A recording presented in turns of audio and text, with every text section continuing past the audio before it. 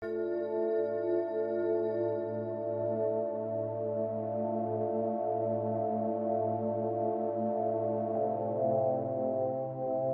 the late pre-3876 era, an army made from the steel of warfare would change the battlefield forever. Cursed beings eternally locked in a shell of metal, unstoppable machines of destruction. This faction calls themselves the Orcons. Their mind and body is no longer human as we know it. Survival is not always a choice in the world of 3876 AD. Sometimes it is thrust onto you. Today I wanted to cover a faction I haven't mentioned as of yet, and we will also take a closer look at one of their most iconic leaders.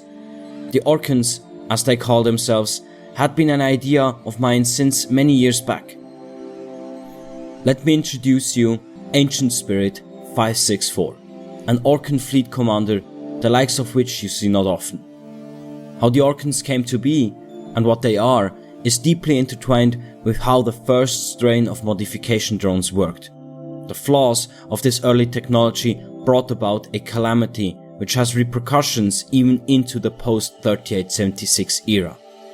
Something most Earth factions started to call the corruption. When the first humans had started to use the modification drones to enhance their combat abilities, the problem was not as pronounced. But as soon as more and more soldiers, by the millions, were injected with something people only saw as a form of combat drug, the problem started to mount itself. Soldiers who were wounded would often lose many of the modification drones within their bodies. The faulty technology was not able to bind itself to the body in this state, and when faced with even more extreme injuries, they would even almost abandon the host body.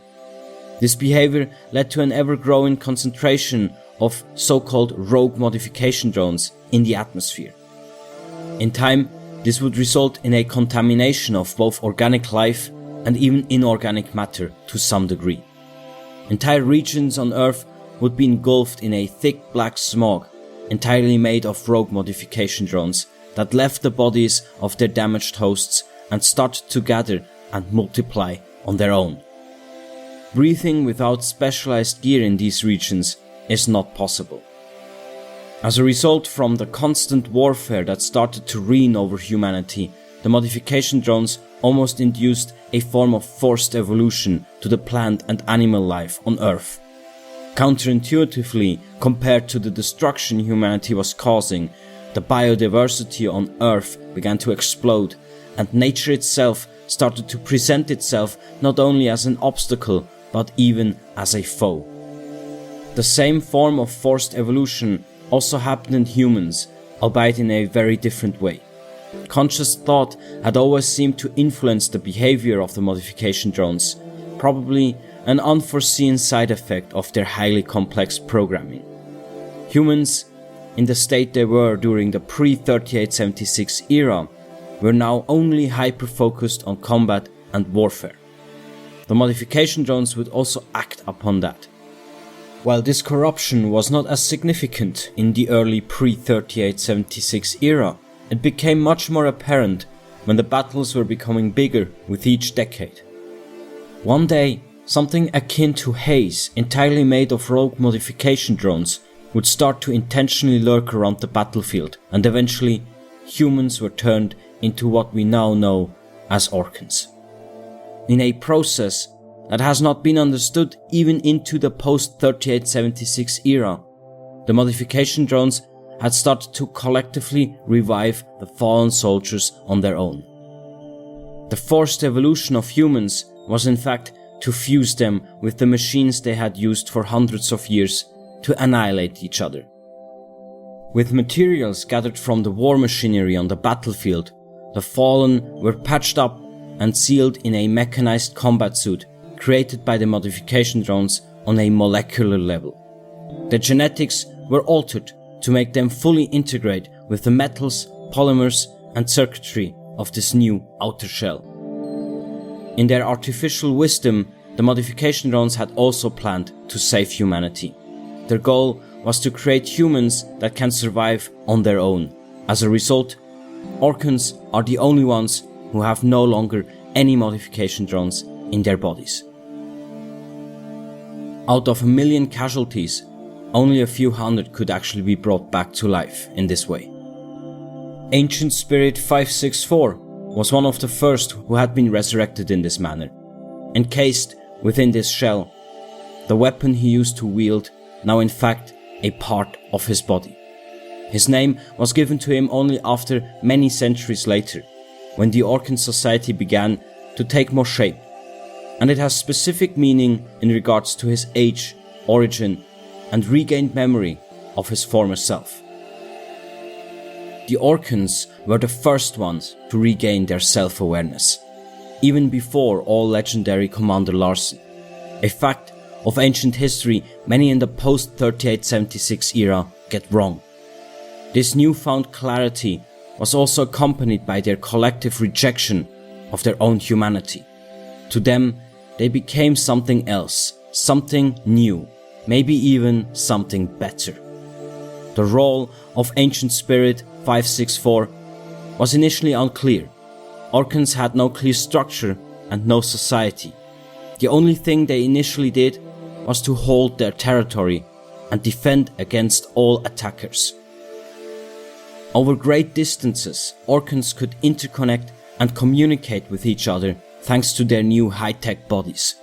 To expand their reach, the Orcons started to create deep burrows, vast networks of underground machinery and industry. Despite their warlike nature, Orcons were no longer driven by irrational aggression.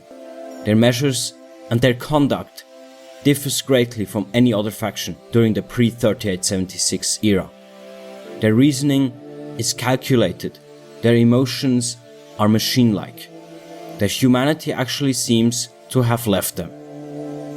Due to the nature of the Orcons, most factions could not comprehend their existence. The Orcons were created by the modification drones, but are also free of them. It made it even more unsettling that the technology which created them was also harnessed by them to use as fuel. As such, Orcons initially only existed in regions where the concentration of rogue modification drones was greatest. To the other factions, this gave them the impression that the Orcons are also part of this very corruption. This alone made them one of the biggest targets. Despite all efforts, no faction ever survived trying to go against them. They appeared to be invincible. Ancient Spirit 564 had spent most of his time during the pre-3876 era in the underground cave system created by the Orcons. The needs of machine-like entities were only minimal. Once again, procreation was not done in any natural way, but instead new Orcons were basically just built. Since their resurrection, many Orcons have dedicated themselves to scientific research in many different areas. Before becoming a fleet commander, 564 worked closely on this procreation project himself. The Orcons were very keen on knowing how the modification drones worked, especially why and how they became rogue. It took them not long to use this new knowledge to develop their own strain of modification drones, which they now use to propagate themselves. The research effort of the Orcons also unveiled interesting facts about what it means to be alive, and even things in regards to the afterlife.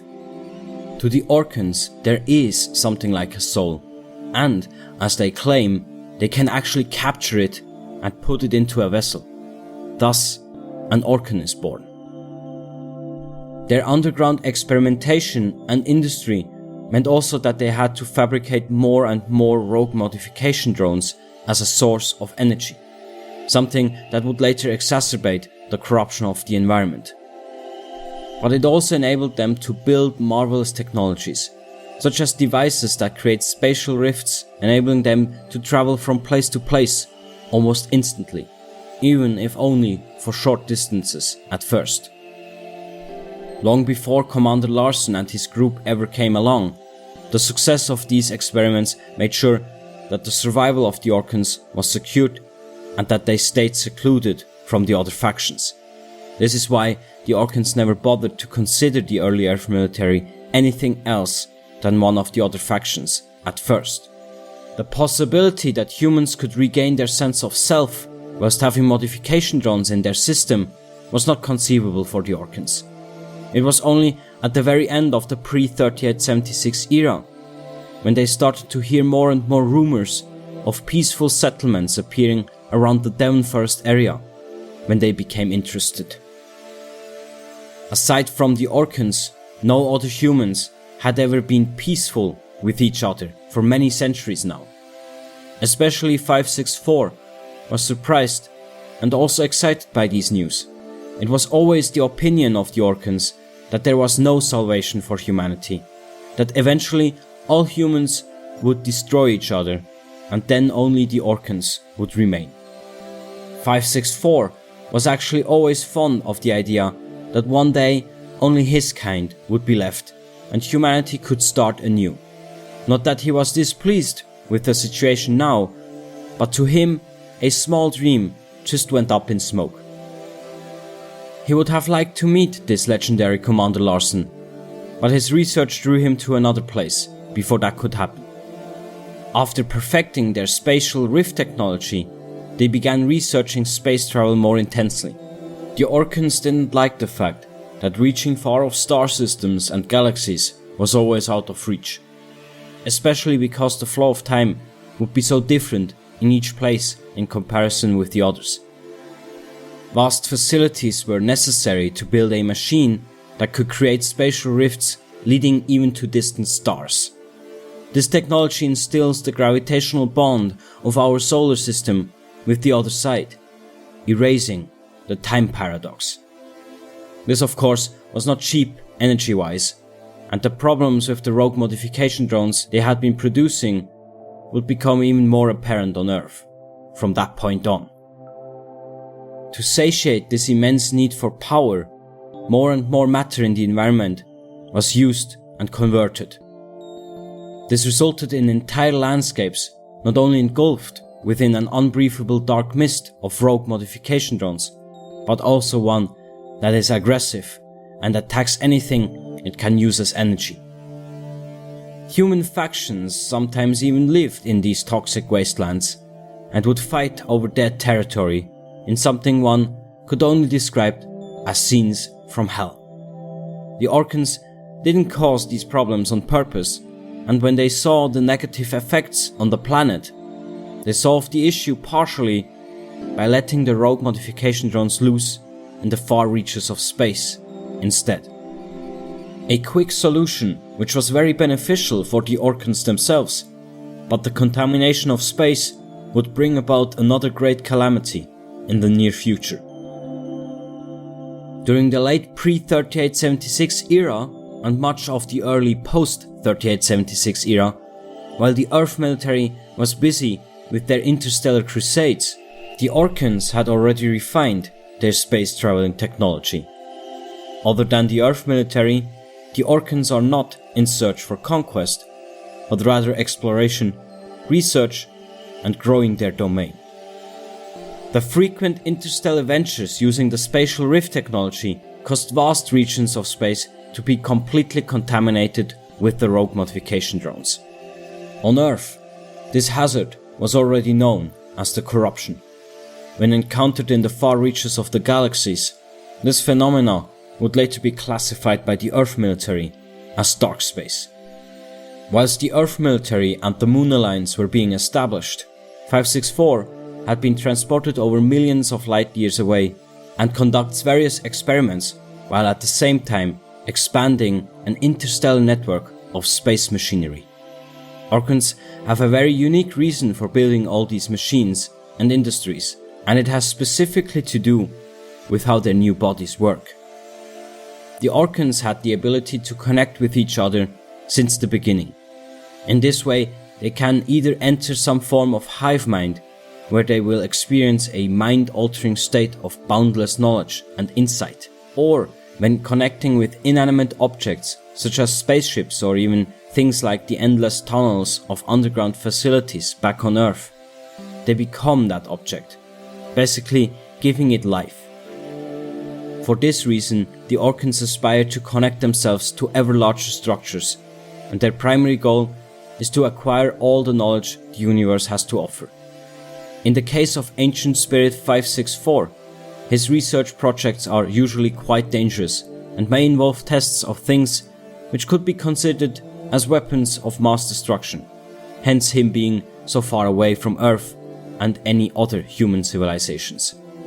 The only reason, as I mentioned, why 564 and the people on Earth do not experience a time paradox despite of them being so far apart is only due to the sophisticated spatial rift technology, truly a scientific marvel.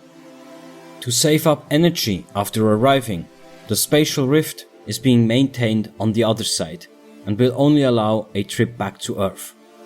To reach this remote place again, one would have to create a new spatial rift, but as of the early post-3876 era, there's only one such machine. Thanks for watching. I hope you liked the video. If you are interested in the Orcons and Ancient Spirit 564, he will also be a character you are going to meet in the story of Dark Delver. In the game, you will be able to interact with him in a meaningful way that influences the world around you. Please leave a like and subscribe to the channel, share the video, and if there's something you want to tell me, we will see us in the comment section below. Take care.